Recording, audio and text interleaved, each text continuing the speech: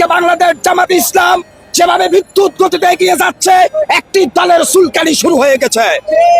বাংলাদেশ জামাত ইসলামের প্রত্যেকটা নেতা কর্মীর মাথার তালু থেকে পায়ের তালু পর্যন্ত পুরোটাই কলিজা, যেটা আজকে প্রমাণ হবে। আমরা বলতে চাই, জামাত শিবির রাজাকার এই মুহূর্তে বাংলা স্যার এই কথা বলে খুনি হাসিনা কাপড় খুলে পালিয়ে গেছে।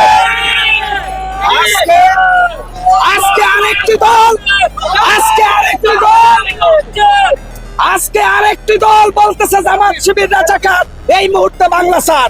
আল্লাহর কসম খেয়ে বলছি, যদি এই তারা অব্যাহত রাখে, তারা আটলান্টিক মহাসাগরে ভেসে যাবে।